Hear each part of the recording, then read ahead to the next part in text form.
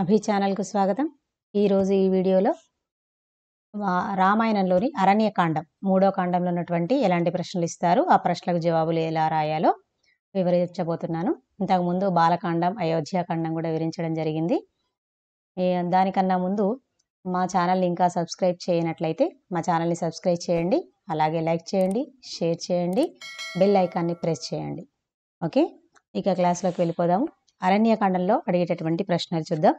మొదటి ప్రశ్న, సీతాపహరణం జరగడానికి దారి తీసిన పరిస్థితులను విశ్లేషించండి. అంటే దీన్ని సీతాపహరణ విషయంలో చాలా రకాలుగా ప్రశ్నలు అడగడం జరుగుతుంది. ఏ ప్రశ్న అడిగినా కూడా శూర్పణఖ దగ్గర నుండి, ఇక్కడ శూర్పణఖ యొక్క ముఖ్య పాత్ర ఏమిటి అని అడగవచ్చు సీతాపహరణ విషయంలో, లేదా రావణుడు సీతను అపహరించినటువంటి వృత్తాంతాన్ని వివరించండి అని అడగవచ్చు. ఇక్కడికి అపహరణ అన్నప్పుడు, సీతాపహరణ అన్నప్పుడు ఈ ఏ పాయింట్స్ రాయాలి, ఎలా రాయాలి అనేది చూద్దాము. ముందుగా సీతారామలక్ష్మణులు పంచవటిలో ప్రశాంతంగా జీవనాన్ని కొనసాగిస్తున్నారు. మనం అక్కడి నుంచి వెళ్ళాలి. దీనికన్నా ముందు ప్రశ్న అనేటట్టు తర్వాత ఇచ్చారు. ఇది ఇంపార్టెంట్ క్వశ్చన్ కనుక ఫస్ట్ ఇవ్వడం జరిగింది. పంచవటిలో జీవనాన్ని సాగిస్తున్నారు. ఈ విధంగా ఒకరోజు శ్రీరాముడు పురాణ ప్రసంగంలో ఉన్నప్పుడు రావణుని యొక్క చెల్లెలు శూర్పణఖ అక్కడికి వస్తుంది. రాముని అందానికి మోహపడి తనను భారీగా స్వీకరించమని కోరుతుంది. వివాహం ఆడమంటుంది. కాసేపు పరిహాసం ఆడతారు. ఇక్కడ ఇంకొక ప్రశ్న కూడా వస్తుంది, గమనించండి. ఇక్కడ 2వ పేరాలో ఉన్నటువంటిది అది, క్రూరులైన దుష్టులతో పరిహాసం పనికిరాదు అనేటటువంటి వాక్యంలో కూడా మనకు ప్రశ్న అడిగే అవకాశం ఉన్నది. దీన్ని అరణ్యకాండం ఆధారంగా లేదా రామాయణం ఆధారంగా వివరించండి అనొచ్చు. ఇది కూడా ఇదే ఆన్సర్. అంటే దీనికి సీతాపహరణ విషయానికి సంబంధించినటువంటిది మనం రాయాల్సి ఉంటుంది అనమాట. దుష్టులైన వారితో పరిహాసం పనికిరాదండి. పరిహాసం అంటే ఇక్కడ ఎవరితో ఆడుతున్నారు, మళ్ళీ శూర్పణఖ పాత్ర. దీనివల్ల ఏం జరిగింది అంటే సీతాపహరణ జరిగింది. ఇలా అంటే ఇక్కడికి సీతాపహరణ వృత్తాంతం అనేటటువంటిది ఇక్కడ వస్తుందన్నమాట. చూద్దాం. ఈ విధంగా రాముని వివాహం ఆడమని కోరుతుంది. అప్పుడు రాముడు కాస్త పరిహాసం ఆడాలని అనుకుని, నాకు ఇదివరకు వివాహమైంది, నా తమ్ముడు లక్ష్మణుడు అందంగా ఉంటాడు, వెళ్ళి అతన్ని అడుగు అంటాడు. అప్పుడు లక్ష్మణుడు ఏమంటాడు, నేను మా అన్నకు పాదసేవ చేసేవాని దాసుణ్ణి, కాబట్టి నువ్వు మా అన్నను వివాహం చేసుకోవడమే సబబు అంటుంది. ఆ విధంగా రాముడి దగ్గరకు వచ్చేసి వీళ్ళిద్దరు నన్ను ఈ విధంగా పరిహాసం ఆడుకుంటున్నారని తనేం చేస్తుంది, సీతాదేవిని చంపాలని సీత మీదకి ఆ విధంగా చంపడానికి వెళ్తుందనమాట. ఇక దుష్టులతో పరిహాసం పనికి రాదు అని శ్రీరాముడు ఆజ్ఞాపించగానే అప్పుడు వెంటనే లక్ష్మణుడు శూర్పణఖ యొక్క ముక్కులు చెవులు కోసేస్తాడు. ఇక శూర్పణఖ ఏం చేస్తుంది, వెంటనే దండకారణ్యంలో ఉన్నటువంటి తన సోదరుడు కరుడి దగ్గరికి వెళ్ళి విషయం చెప్తుంది. అప్పుడు కరుడు 14 మంది యోధుల్ని పంపిస్తాడు. వాళ్ళని రామలక్ష్మణుని చంపేస్తారు. ఆ తర్వాత మళ్ళీ కరుడు దూషరులు ఇద్దరూ కూడా వాళ్ళతో పాటు 14,000 మంది రాక్షసుల్ని పంపిస్తారు. వాళ్ళను కూడా రాముడు చంపేస్తాడు. ఇక ఈ విషయం వీళ్లతో కాస్త అకంపనుడు అనే గూఢచారి ద్వారా రావణునికి తెలుస్తుంది. ఇక రాముణ్ణి చంపడం దేవాసురులకు కూడా అసాధ్యం అని, సీతను అపహరిస్తే ఆమె వియోగంతో రాముడు మరణిస్తాడని సలహా ఇస్తాడు. ఎందుకంటే వెంటనే రాముని చంపుతానని కోపంతో రావణుడు వెళ్తాడు. కానీ అకంపనుడు ఏమంటాడు అంటే, రాముడు సామాన్యుడు కాదు, దేవాసురులకు కూడా అతన్ని ఓడించడం సాధ్యం కాదు, కాబట్టి అతని భార్య అంటే అతనికి ప్రాణం, అతను అపహరిస్తే చాలు, ఆమె దూరంతో ఉండడంలో ఆయన చనిపోతాడు అని చెప్పి సలహా ఇస్తాడు. ఇక రావణుడు మారీచుడి దగ్గరికి సహాయం కోరి వెళ్తాడు. సీతాపహరణకు నాకు బంగారు లేడీగా మారమని తనకు సహాయం చేయమని అడుగుతాడు. కానీ అప్పుడు మారీచుడు ఏమంటాడు, అతను నీకు మిత్రుడి రూపంలో ఉన్నటువంటి శత్రువు, కాబట్టి అతని జోలికి వెళ్ళకు, అనవసరంగా ప్రాణాల మీదికి తెచ్చుకోకు అంటూ హితం బోధిస్తాడు. సరేలే, ఎందుకు వచ్చిన గోల, రావణుడు పాపం తన యొక్క ఆవేశాన్ని తగ్గించుకొని లంకకు వెళ్ళిపోతాడు. అయితే మళ్ళీ శూర్పణఖ వచ్చి రావణునిలో కొత్త ఆశలు రేకెత్తిస్తుందన్నమాట. ఎందుకు అంటే, నువ్వు ఒక మూర్ఖుడు అని తిడుతూ, సీత అందంగా ఉంది, తనకి తగిన భర్తవు నీవే, ఆమెను వివాహం చేసుకోకపోతే నీ జన్మ వృధా అంటూ అతన్ని రెచ్చగొడుతుంది. అప్పుడు ఇక రావణుడు పరిపరి విధాలా ఆలోచిస్తాడు. ఇక సీతాపహరణే చేయడమే ఇక శ్రేయస్కరమని భావించి మళ్ళీ మారీచుడి దగ్గరికి వెళ్తాడు. ఇప్పుడు మారీచుడి దగ్గరికి వెళ్తే మళ్ళీ మారీచుడు హితబోధ చేస్తాడు. కానీ వినడు. ఎందుకంటే, నాకు సహాయం చేస్తావా లేదా నా చేతిలో చస్తావా అని బెదిరిస్తాడు. ఇక మారీచుడు ఏమనుకుంటాడు, తన చేతిలో అంటే రావణుడి చేతిలో చచ్చే కన్నా గొప్పవాడైనటువంటి రాముడి చేతిలో చస్తే తన జన్మకు సార్థకత అంటూ సరే అని సహాయం చేయడానికి ఒప్పుకొని మాయాలేడిగా మారి ఆ యొక్క ఆశ్రమం చుట్టూ సీతాదేవికి కనిపించే విధంగా తిరుగుతాడు. ఆ మాయాలేడిని చూసినటువంటి సీతాదేవి చాలా ఇష్టపడుతుంది. ఇష్టపడి రాముణ్ణి అది కావాలని కోరుకుంటుంది. అయితే లక్ష్మణుడు ఎంతగానో చెప్తాడు అది మాయాలేడి అని. ఆ విధంగా ఇలాంటి లేడీ ప్రపంచంలో ఉండదు అని. కానీ ఎంత చెప్పినా వినదు. ఇక సీత కోరిక తీర్చడం కోసం శ్రీరాముడు ఆ మాయాలేడిని తీసుకురావడానికి వెళ్తాడు. కానీ అది దొరక్కపోయేసరికి భారాన్ని సంధించగానే ఆ యొక్క మారీచుడు అంటే మాయాలేడిగా రూపంలో ఉన్నటువంటి మారీచుడు అయ్యో సీత, అయ్యో లక్ష్మణ అంటూ అరుస్తూ పడిపోతాడు. ఇక్కడ ఆ గొంతు విన్నటువంటి సీతాదేవి రాముడికి ఏదో జరిగింది అని బాధపడుతూ ఆందోళన చెందుతూ లక్ష్మణుని పంపిస్తుంది. లక్ష్మణుడు ఎంత చెప్పినా వినకున్నా మనసు ఒప్పకపోయినా పర్వాలేదు, ఇక అక్కడి నుంచి వెళ్తాడు. అదే అదునుగా భావించినటువంటి రావణుడు సన్యాసి రూపంలో వచ్చి భిక్ష రూపంలో వచ్చి సీతాదేవి దగ్గరికి వచ్చి పరిచయాలు పెంచుకొని తన ఆతిథ్యాన్ని స్వీకరించి వివాహం చేసుకోమని అడుగుతాడు. ఒప్పుకోకపోయేసరికి బలవంతంగా తనను ఆ విధంగా రథంలో తీసుకొని వెళ్తాడు. ఈ విధంగా లంకా నగరానికి తీసుకొని వెళ్తాడు. ఇది సీతాపహరణానికి దారితీసినటువంటి పరిస్థితులు అన్న, శూర్పణఖ యొక్క ముఖ్యమైన పాత్ర అన్న, ఈ విధంగా రావణుడు ఏ విధంగా సీతాదేవిని అపహరించాడన్నా ఇలా రాస్తే సరిపోతుంది. ఇక రెండవ ప్రశ్న చూద్దాము. రామలక్ష్మణులు సీతను అన్వేషిస్తూ పంపా సరస్సు తీరాన్ని చేరిన వృత్తాంతం. అంటే సీతాదేవి అపహరణ అయిన తర్వాత అంటే రాముడు మాయాలేడిని చంపుతాడు కదా, అక్కడ నుంచి మనం రాయాల్సి ఉంటుంది అనమాట. ఇక రావణుడు సీతాదేవిని అపహరించిన తర్వాత లక్ష్మణుడు అంటే ఇది ఒక చిన్న విషయం ముందు మనం రాయాలన్నమాట. రాముడు మాయాలేడిని వెంబడిస్తూ వెళ్ళడము, ఆ విధంగా మారీచుడు రాముడి యొక్క గొంతుతో అరవడము, అది విని సీతాదేవి ఆందోళన చెందడం వల్ల లక్ష్మణుని పంపించడం వల్ల ఎవరూ లేనటువంటి సమయాన్ని చూసి రావణుడు మాయావేషంలో వచ్చి సీతాదేవిని అపహరించుకొని లంకకు తీసుకువెళ్తాడు. తీసుకువెళ్ళేటటువంటి సందర్భంలో ఇక మారీచుని చంపి ఇక్కడ శ్రీరాముడు వెనక్కి తిరిగి వస్తుండగా లక్ష్మణుడు కనిపిస్తాడు.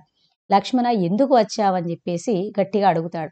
అడిగితే జరిగింది చెప్తాడు. ఎందుకంటే సీతాదేవి వెళ్ళమని చెప్పింది కదా, ఆ విషయాలన్నీ కూడా చెప్తాడనమాట. సరే ఇక ఆలస్యం చేయొద్దని గబగబా వచ్చి ఆశ్రమానికి వచ్చి చూసరికి అక్కడ సీత ఎక్కడ కనిపించదు. అలా వెతుకుతూ వెతుకుతూ వెతుకుతూ వాళ్ళు అలా వెళ్తూ ఉండగా దారిలో రక్తంతో తడిసినటువంటి జటాయు కనిపించాడు. ఇది అంటే ఆ యొక్క జటాయువు రక్తం అడుగులో పడి ఉండడం వల్ల గుర్తుపట్టలేక శ్రీరాముడు అనుకుంటాడు, గద్ద రూపంలో ఏదో రాక్షసుడు వచ్చి సీతను భక్షించాడా ఏమిటి అని భావించి చంపడానికి బాణాన్ని తీస్తాడు. కానీ అప్పుడు జటాయువు శ్రీరాముని పిలవగానే అప్పుడు జరిగిన విషయాన్ని జటాయువు చెప్తాడనమాట. రావణుడు సీతమ్మ తల్లిని ఎత్తుకెళ్లాడని, అడ్డుగా వెళ్ళినటువంటి నాకు ఈ గతి పట్టించాడని ఆ విధంగా చెప్పి కన్ను మూస్తాడు. ఇక జటాయువుకు దహన సంస్కారాలన్నీ కూడా చేస్తాడు. అలా చేసిన తర్వాత అక్కడి నుంచి బయలుదేరడం జరుగుతుంది అనమాట. వెతుకుతూ వెతుకుతూ వెతుకుతూ వెళ్ళగా దండకారణ్యం అయిపోతుంది. క్రౌంచారణ్యానికి అడుగు పెడతారనమాట. ఆ క్రౌంచారణ్యానికి వెళ్ళగానే కబంధుడనే రాక్షసుడు కనబడతాడు. ఎలా ఉన్నాడంటే చాలా వికృతమైనటువంటి రూపంతో ఉన్నాడు. అతనికి తల లేదు, మొండె మాత్రమే కనిపిస్తుంది. తల పొట్ట భాగంలో ఉంది. ఒకే ఒక కన్ను ఛాతీ మీద ఉంటుంది. అతని యొక్క చేతులు యోజనం పొడవు ఉంటాయి. ఆ చేతులతోనే పక్షుల్ని జంతువుల్ని పట్టుకొని తింటాడు. అలా వస్తున్నటువంటి రామలక్ష్మణుని కూడా తన యొక్క చేతులతో పట్టుకున్నాడు. ఇక తినడానికి నోరు తెరిచాడు. అప్పుడు కబంధుని యొక్క భుజాలను నరికివేశారు. కబంధుడు కుప్పకూలాడు. శాపం వల్ల తనకు వికృత రూపం వచ్చిందని కబంధుడు వారికి చెప్పాడు. రామలక్ష్మణులు రావణుని గురించి కబంధుని అడిగారు. ఎందుకంటే సీతను ఎత్తుకపోయింది రావణుడు అని తెలుసుగానే ఎలా ఉంటాడో, తన నివాసం ఇక్కడ ఉంది, ఏమైనా సహాయం చేయగలవా అని రాముడు అడగగానే కబంధుడు అంటాడు, తన శరీరాన్ని దహిస్తే తనకు దివ్య జ్ఞానం వస్తుందని, అప్పుడు రావణుడి గురించి చెప్పగలనని చెప్పాడు. రామలక్ష్మణులు కబంధుడి శరీరానికి అగ్ని సంస్కారం చేశారు.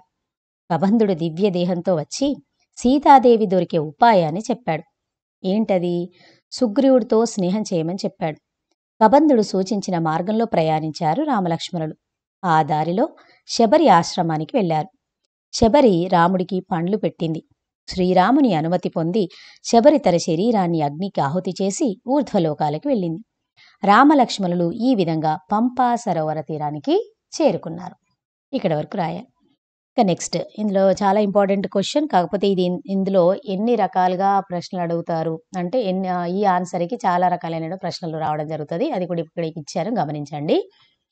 ఒక మహాకార్య సాధనలో ఎవరి వంతు వారు సహకారం అందించాల్సిందే. అరణ్యకాండం ఆధారంగా వివరించండి అనొచ్చు, లేదా రామాయణం ఆధారంగా వివరించండి అనొచ్చు. కొంచెం ఎక్కువగా రాయాల్సి ఉంటుంది. ఇలాంటి ప్రశ్నలు నేను అంటే ఓవరాల్‌గా 6 కాండాలకు సంబంధించిన దాంట్లో ఇవ్వడం జరిగింది. అప్పుడు ఎక్స్‌ప్లెయిన్ చేస్తాను. ఇప్పుడు ఇక్కడ ఓన్లీ అరణ్యకాండం ఆధారంగా మాత్రమే చెప్పుకుందాం. ఇక రాక్షస వధ కోసం శ్రీరామునికి సహకారం అందించిన మహర్షుల గురించి రాయండి అనొచ్చు. లేదా దండకారణ్యంలో రామునికి తారసపడిన మహర్షుల గురించి రాయండి అనొచ్చు. లేదా దండకారణ్యవాస వృత్తాంతం గురించి వివరించండి అనొచ్చు. ఇలాంటి అన్ని ప్రశ్నలకి కూడా ఒకే రకమైనటువంటి ఆన్సర్ రాయొచ్చు. చూద్దాం. ఇక్కడ దండకారణ్యం అనేది అన్నాను కనుక దండకారణ్యం గురించి అంటే మొదటి పేజీ నుంచి మొదటి పారాగ్రాఫ్ నుంచి మనం ఎక్స్‌ప్లెయిన్ చేయాల్సి ఉంటుందన్నమాట. చూద్దాం. దండకారణ్యం పవిత్రమైనటువంటి ప్రదేశం. అక్కడ ఎందరో మునుల ఆశ్రమాలున్నాయి.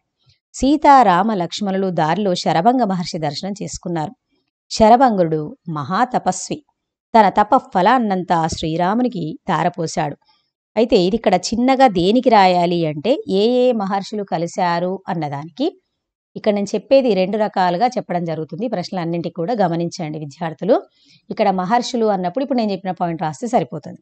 అలా కాకుండా దండకారణ్యవాస వృత్తాంతము అన్నప్పుడు ఒక మహాకార్య సాధనలో ఎవరి వంతు వారు సహకారం అందించాల్సిందే అన్నప్పుడు ఇక్కడ రాక్షసులది కూడా వస్తుంది. ఎందుకంటే మాట సాయం చేసిన రాక్షసుల పాత్రలు కూడా మనం రాయాల్సి ఉంటుంది. గమనించండి. ఇప్పుడు దీన్ని ఇక్కడ ఎలా ఎక్స్‌ప్లెయిన్ చేయాలి? దండకారణ్యం పవిత్రమైన ప్రదేశం. అక్కడ ఎందరో మునుల ఆశ్రమాలున్నాయి. సీతారామ లక్ష్మణులు ఆ విధంగా అందరినీ కలుస్తూ వారి ఆతిథ్యాన్ని కూడా స్వీకరించారు. ఆ మరునాడు బయలుదేరుతూ ఉంటే దండకారణ్యంలోకి వెళ్తూ ఉండగా విరాధుడనేటటువంటి రాక్షసుడు ఎదురవుతాడు. ఈ విరాధుడనే రాక్షసుడు ఎదురవగానే ఆ యొక్క రామలక్ష్మణుడు భుజాలపైన వేసుకొని వెళ్తూ ఉండగా సీతాదేవి కేకలు పెడుతుంది, భయపడుతుందన్నమాట. ఇక వాళ్ళు భుజాలను నరికేసి ఆ యొక్క విరాధుడిని పూడ్చిపెట్టాలనుకుంటారు. అప్పుడు తనకి దివ్య జ్ఞానం వస్తుంది. తనకి ఈ యొక్క శాపం కారణంగానే ఈ విధమైనటువంటి రూపం లభించిందని, మీ వల్ల శాపవిముక్తి కలిగిందని అతను సహాయం చేస్తాడనమాట. ఏం సహాయం చేస్తాడు? మీరు శరభంగ మహర్షిని కలవండి రామా, మీకంతా శుభమే జరుగుతుంది అని చెప్తాడు. అదేవిధంగా అతని మాట ప్రకారం సూచన ప్రకారం వాళ్ళు సీతారామ లక్ష్మణులు దారిలో శరభంగ మహర్షి దర్శనం చేసుకుంటారు. శరభంగ మహర్షి తపశ్శాలి. తన యొక్క తపశ్శక్తినంతా కూడా శ్రీరామునికి ధారపోశాడు. ఆ తర్వాత శరభంగుడు ఆ యొక్క సుతీక్ష్ణ మహర్షిని కలవమని సలహా ఇచ్చాడు. సుతీక్ష్ణ మహర్షి దగ్గరికి వెళ్ళారు. సుతీక్ష్ణ మహర్షి దగ్గరికి వెళ్ళి ఇక్కడ మహర్షులు అన్న దగ్గర అక్కడ సుతీక్ష్ణ మహర్షిని కలిసిన తర్వాత కూడా మరికొంతమంది మహర్షులు ఉంటారు కదా, వాళ్ళది కూడా మనం రాయాల్సి ఉంటుంది. ఇక్కడ సుతీక్ష్ణ మహర్షి దగ్గరికి వెళ్ళిన తర్వాత తాను కూడా తన తపశ్శక్తినంతా కూడా శ్రీరామునికి ధారాదత్తం చేశాడు. ఇక దారిలో అలా ప్రయాణం చేస్తూ ఉండగా కొంతమంది ఋషులు కనిపిస్తారు. ఆ ఋషులు శ్రీరాముని ప్రార్థిస్తాడనమాట. రాక్షసుల వల్ల మాకు చాలా ఇబ్బందులు అవుతున్నాయి, కాబట్టి రామ నువ్వే మమ్మల్ని కాపాడాలి అని ప్రార్థించగానే, అలా మీరు ప్రార్థించకండి, నన్ను ఆజ్ఞాపించండి అంటూ రాక్షసులను సంహరిస్తాడు. ఈ విధంగా దాని తర్వాత నెక్స్ట్ సుతీక్ష్ణ మహర్షిని ఆశ్రయం అయిపోయిన తర్వాత మహర్షులను కలిసిన తర్వాత ఇలా 10 సంవత్సరాల కాలం పాటు అనేక మంది మహర్షుల యొక్క ఆశ్రమాలు వెళ్తూ అక్కడక్కడ కొంతకాలం ఉంటూ వాళ్ళ ఆశీర్వాదాలు తీసుకుంటూ ఆతిథ్యాన్ని స్వీకరిస్తూ వెళ్తూ ఉంటారు. ఆ తర్వాత అగస్త్య మహర్షి ఆశ్రమానికి వెళ్ళలేదని శ్రీరాముడు భావించి మళ్ళీ సుతీక్ష్ణ మహర్షి వద్దకు వస్తాడు. సుతీక్ష్ణ మహర్షి అగస్త్య మహర్షి ఎక్కడ ఉన్నాడో తెలియజేస్తాడనమాట. అగస్త్య యొక్క సోదరుని యొక్క ఆశ్రమం కూడా ఎక్కడ ఉందో చెప్తాడు. ఈ విధంగా అతను చెప్పినటువంటి ఆ యొక్క సూచన ప్రకారంగా అగస్త్య మహర్షి ఆశ్రమానికి వెళ్తారు. అగస్త్య మహర్షి ఏమిస్తాడు మరి? శ్రీరామునికి దివ్యమైనటువంటి ధనుస్సు, అక్షయ తూణీరాలు, అమోఘమైన ఖడ్గాన్ని బహుకరించాడు. ఇలా భవిష్యత్తులో శ్రీరాముడు చేయవలసిన రాక్షస సంహారానికి అనేక మంది మహర్షులు తమ వంతు సహకారంగా తమ తపశ్శక్తులను ధారపోశారు. ఇక అగస్త్య మహర్షిని శ్రీరాముడు తాము నివసించడానికి తగిన ప్రదేశాన్ని సూచించమని కోరాడు. ఆ మహర్షి గోదావరి తీరంలో ఉన్న పంచవటి చాలా పవిత్రమైన ప్రదేశమని, జల ఫల సహితమని, జనులెవ్వరూ అక్కడికి రారని, అది నివాసయోగ్యమని అని చెప్పేసి, అంటే వనవాసయోగ్యం అని చెప్పేసి ఆ విధంగా చెప్పగానే పంచవటిలో నివాసం ఉండడానికి వాళ్ళు వెళ్ళారు. అక్కడ పర్ణశాలను ఏర్పాటు చేసుకొని ఆ విధంగా వాళ్ళు అరణ్యవాసం మొదలుపెట్టడం జరిగింది. ఈ విధంగా ఇక్కడ మరొక ప్రశ్న ఏంటంటే పంచవటిని చేరిన వృత్తాంతం అని కూడా రావచ్చు. ఇప్పటి వరకు చెప్పిందంతా కూడా ఇక్కడ వరకు పంచవటిని చేరారు, అక్కడ నివాసాన్ని ఏర్పరచుకున్నారు అని చెప్పి మనం రాయాల్సి ఉంటుందన్నమాట. తర్వాత ప్రశ్న చూద్దాము. రావణుడు మారీచుని సాయంతో సీతాదేవిని అపహరించిన వృత్తాంతాన్ని రాయండి. ఇదే ప్రశ్న ఇంకొక రకంగా రావచ్చు. మారీచుడు మాయాలేడిగా మారిన వృత్తాంతాన్ని వివరించండి అనొచ్చు. మారీచుని సాయంతో సీతాదేవిని అపహరించిన వృత్తాంతం అన్న రెండింటికి ఒకే ఆన్సర్ రాయాల్సి ఉంటుంది. కాకపోతే ఇంతకుముందు మనం మొదటి ప్రశ్నకు చెప్పినట్టు అంటే సీతాపహరణ అని చెప్పాం కదా, అక్కడ కూడా ఉంటుంది. కాకపోతే ఇక్కడ మారీచుడు అని ఎప్పుడైతే మెన్షన్ చేశామో మనం సీతాపహరణ దాంట్లో ఏం చేసాం, మారీచుడి మాటలు కొంచెం తగ్గించాం. కానీ ఇక్కడ ఏం చేయాలి, మారీచుడు ఏవైతే మాటలు మాట్లాడాడో ప్రతి పాయింట్ కూడా మనం ఇక్కడ రాయాల్సి ఉంటుంది. అది గమనించండి. ఎలా రాయాలి, సేమ్ ఇలాగే. రావణుడి చెల్లెలు శూర్పణఖ రాముడి అందానికి మోహపడి తనను భార్యగా స్వీకరించమని కోరింది. లక్ష్మణుడు కోపించి శూర్పణఖ ముక్కు చెవులు కోశాడు. ఇలా షార్ట్కట్లో రాయాలి. ఇక శూర్పణఖ దండకార్యంలో ఉన్న సోదరుడు కరుడికి ఈ విషయం చెప్పింది. కరుడు పంపిన యోధులను, కరదూషణలను, మొత్తం 14,000 మందితో సహా రాక్షసులందరినీ కూడా రామలక్ష్మణులు చంపేశారు. ఈ విషయం కాస్త అకంపనుడు అనే గూఢాచారి ద్వారా రావణుడికి ఈ వార్త తెలిసింది. రాముణ్ణి చంపడం దేవాసులకు కూడా సాధ్యం కాదని, సీతను అపహరించమని సలహా ఇస్తాడు అకంపనుడు. దానికోసంగాను ఇక నుంచి మారీచుడికి దగ్గర జరిగినటువంటి ఈ సంఘటనను మనం వివరించాలి. రావణుడు మారీచుడి దగ్గరికి వెళ్ళి సీతాపహరణకు మాయాలేడిగా మారిన తనకు సహకరించమని చెప్పాడు. అప్పుడు మారీచుడు ఏమంటాడు, హితబోధ చేశాడు. ఓ రాక్షసేంద్ర, ఎవరు నీకు ఈ సలహా ఇచ్చారు? అతను నీకు మిత్రుని రూపంలో ఉన్న శత్రువు. అసలు రాముడు నీకేం అపకారం చేశాడు? తను ప్రశాంతంగా జీవిస్తున్నాడు. అతన్ని అనవసరంగా కవ్వించి రెచ్చగొట్టకు. ఎందుకంటే అతను సింహం లాంటివాడు. సింహాన్ని కవ్విస్తే ఏమవుతుంది, రెచ్చగొడితే మనకే ప్రమాదం. కాబట్టి అతనితో పోరు మనకు అనవసరం, ప్రాణాల మీదికి తెచ్చుకోకు.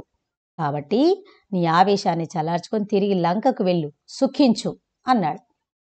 ఇక ఈ మారీచుని మాటలు అకంపనుని మాటలు ఒకేలా ఉన్నాయి కదా. అకంపనుడు కూడా అన్నాడు కదా, దేవాసులకు కూడా సాధ్యం కాదు అని. సరే అని చెప్పేసి రావణుడు తిరిగి లంకకు వెళ్ళిపోయాడు. కానీ శూర్పణఖ ఊరుకుందా? ఇలా అసలు ఉలుకు పలుకు లేకుండా ఉన్నాడే రావణుడు అని చెప్పేసి తిట్టిపోస్తుంది. ఈ విధంగా రావణులు కొత్త ఆశలు రేకెత్తిస్తుంది. ఏమని? అది రాయాలి. సీతకు తగిన భర్తవు నీవేనని లేనిపోని ఆశలు పెడుతుంది. ఆ ఆశలు పుట్టిన తర్వాత రావణుడు మళ్ళీ మారీచుడి దగ్గరికి వెళ్తాడు. మారీచుడు మళ్ళీ హితబోధ చేస్తాడు. అయినా వినడు. మూర్ఖులకు హితబోధలు చెవికెక్కవు కదా. ఈ ప్రశ్న కూడా వస్తుంది, గమనించండి. ఇదే ఆన్సర్. ఎందుకంటే మూర్ఖుడైనటువంటి రావణుడు హితబోధలు చెప్తున్నటువంటి మారీచుడి మాటల్ని పట్టించుకోలేదు అని మనం చెప్పాలంతే. కానీ ఆన్సర్ ఇది. ఏమని చెప్తున్నాడు? విశ్వామిత్ర యాగ సంరక్షణలో రాముడి యొక్క బాణం యొక్క రుచిని నేను చూశాను, నాకు తెలుసు. కాబట్టి అనవసరంగా అతని జోలికి వెళ్ళకొద్దు, ప్రాణాల మీదికి తెచ్చుకోవద్దు అంటూ సలహా ఇచ్చాడు. ఇప్పుడు నిన్ను సహాయం చెయ్యమని అడగట్లేదు, ఆజ్ఞాపిస్తున్నాను. నాకు మాయలేడిగా మారి సీతను అపహరించడానికి వెళ్తావా లేదా నా చేతిలో చస్తావా అని బెదిరించాడు. ఇక అర్థమైపోయింది మారీచుడికి. ముందు చూస్తే నుయ్యి, వెనక చూస్తే గొయ్యి. అంటే వెళ్తేనేమో రాముడు చంపుతాడు, వెళ్ళకపోతే రావణుడు చంపుతాడు. అంటే ఎలాగైనా చావు ఖాయం అని తెలుసుకున్న మారీచుడు ఏం చేశాడు? నీ చేతిలో చావడం కన్నా రాముడి చేతిలో చావడం నయం, నా జన్మకు ఒక సార్థకత అనేది ఉంటుంది అంటూ మాయాలేడిగా మారడానికి ఒప్పుకున్నాడు. ఇక్కడ చూడండి, ఆన్సర్లో మారీచుడికి సంబంధించినటువంటి సంఘటన అంతా కూడా క్లుప్తంగా రాయాల్సి ఉంటుందన్నమాట. ఈ విధంగా మారీచుడు మాయాలేడిగా మారి వాళ్ళు ఉన్నటువంటి ఆ పంచవటిలో ఆ యొక్క ఆశ్రమ వాసం చుట్టూ సీత దృష్టి పడేలా తిరుగుతున్నాడు. అద్భుతమైనటువంటి బంగారు వర్ణంలో మెరిసిపోతున్నటువంటి ఆ మాయా లేడిని చూసి సీతాదేవి ముచ్చటపడింది. వెంటనే అది నాకు కావాలి అని అడిగింది. సీత కోరిక కాదనలేక రాముడు వెళ్తానని లక్ష్మణుణ్ణి కాపలాగా ఉంచాడు. ఇలా రాముడు బయలుదేరాడు. కొద్ది దూరం వెళ్ళాక ఎంతకు దొరక్కపోయేసరికి రాముడు బాణాన్ని సంధించాడు ఆ లేడి పైన. ఆ లేడి అంటే మారీచుడు ఆ పైకి వరకు ఎగిరి కింద పడుతూ అయ్యో లక్ష్మణ, అయ్యో సీత అంటూ రాముని గొంతును అనుకరించి పడిపోయాడు. ఇది విన్నటువంటి సీత ఆందోళన చెంది రాముడికి ఏదో ఆపద వాటిల్లిందని లక్ష్మణుని వెళ్ళమంటుంది. కాని లక్ష్మణుడు అన్నకేమీ కాదని మారీచుడి మాయ అని చెప్పినా వినకుండా లక్ష్మణుణ్ణి ఏదో ఒక రకంగా పంపించాలని పంపించేస్తుంది. ఇక మనస్కరించకుండా లక్ష్మణుడు అక్కడికి బయలుదేరుతాడు. ఇదే అదునుగా భావించినటువంటి రావణుడు సన్యాసి రూపంలో వచ్చి భిక్ష కోసం వస్తాడు. అతిథిగా వచ్చినటువంటి వాళ్ళను అతిథి సత్కారాలు చేయాలి కదా, ఆ విధంగా అన్నీ కూడా సత్కారాలు చేసి లోపల కూర్చోబెడుతుంది. అప్పుడు తన వివరాలు అడుగుతాడు. తనకు సంబంధించిన వివరాలు చెప్తుంది సీతమ్మ. తనెవరు అనగానే అప్పుడు నేను రాక్షసేంద్రుణ్ణి, లంకేశుణ్ణి, నన్ను వివాహమాడు అని చెప్పేసి లేనిపోనివన్నీ మాట్లాడుతూ ఉంటాడు. అప్పుడు సీతాదేవి కోపించి రాముని పరాక్రమాన్ని గురించి చెబుతూ ఇప్పటికన్నీ ప్రాణాలు నిలుపుకోవాలంటే వెంటనే ఇక్కడి నుంచి వెళ్ళిపో అంటూ గడ్డి పరకతో సమానంగా రావణుడు తీసేస్తుంది. కోపించినటువంటి రావణుడు తన యొక్క నిజ స్వరూపాన్ని చూపించి బలవంతంగా సీతాదేవిని లంకా నగరానికి ఎత్తుకొని పోతాడు. ఈ విధంగా ఆన్సర్ పూర్తి చేయాలన్నమాట. ఇక నెక్స్ట్ ప్రశ్న, సీతను అపహరించే విషయంలో రావణ మారీచులకు మధ్య జరిగిన సంభాషణ నుండి మీరేమి గ్రహించారు? అంటే ఇక్కడ ఏంటి అని అంటే ఇక్కడ స్పెల్లింగ్ మిస్టేక్ పడింది, గ్రహించావు అనేది చూసుకోండి. సరే, అయితే ఇప్పుడుగా ఇంతకుముందు చెప్పింది ఏంటిది, మారీచుడు రావణుడు, జస్ట్ ఆ మాటలు మాత్రమే మనం రాయాలి. అంటే మొత్తం జరిగిన స్టోరీ అవసరం లేదు, ఇంతకుముందు చెప్పాను కనుక మళ్ళీ చెప్పడం లేదు. మారీచుడు ఏం మాట్లాడాడు, రావణుడు ఏం మాట్లాడాడు, అంతే. అవి మాత్రమే రాసిన తర్వాత ఇప్పుడు వీళ్ళిద్దరి సంభాషణ నుండి నేనేం గ్రహించానంటే అంటూ ఇక్కడ పాయింట్ వైజ్గా మనం రాయాల్సి ఉంటుంది. ఎలా? సీతాపహరణ విషయంలో తనకు సహాయపడమని రావణుడు మారీచుడిని కోరాడు. శ్రీరాముడు సింహం వంటి వాడని రాముణ్ణి కవ్వించడం, కొరివితో తల గొక్కోవడమే అని మారీచుడు రావణునికి చెప్పాడు. దీన్ని బట్టి రాముడు ఎంత బలవంతుడో, ఎంత గొప్పవాడో ఒక రాక్షసుడికి సైతం ఏ విధంగా తెలుసో నేను గ్రహించాను. ఇక మొదటిసారి మారీచుడి మాటలు విని వెనక్కి వెళ్ళిన రావణుడు శూర్పణఖ మాటలకు సీతను అపహరించాలని సాయం కోరుతూ మళ్లీ మారీచుని దగ్గరికి వెళ్ళడం, దీనివల్ల మూర్ఖులకు మంచి మాటలు చెవికి ఎక్కవు అని గ్రహించాను. నెక్స్ట్ పాయింట్ ఏంటి, తాను చెప్పినట్లు చేయకపోతే తన చేతిలో చావు తప్పదని రావణుడు మారీచుని హెచ్చరించడాన్ని బట్టి మూర్ఖులతో సహవాసం ఎంత కీడు తెస్తుందో అర్థం చేసుకున్నాం. మూర్ఖులతో సహవాసం పనికి రాదని తెలుస్తోంది. ఇక రావణుడి చేతిలో చావడం కన్నా శ్రీరాముని చేతిలో చావడం నయ్యమని, జన్మ తరిస్తుందని మారీచుడన్న మాటల్ని బట్టి శ్రీరాముడు పరాక్రమవంతుడు, ఉన్నతమైన పురుషుడు అని మారీచుడు గ్రహించినట్లుగా నేను గ్రహించాను. ఇవి రాస్తే సరిపోతుంది. దీంతో అరణ్యకాండలో ఉన్నటువంటి ముఖ్యమైనటువంటి ప్రశ్నల వివరణ పూర్తయిపోయింది. మళ్ళీ ఒకసారి చెప్తున్నాను, మా ఛానల్ని ఇంతవరకు సబ్స్క్రైబ్ చేయనటువంటి వాళ్ళు సబ్స్క్రైబ్ చేయండి, అలాగే లైక్ చేయండి, షేర్ చేయండి. ధన్యవాదాలు.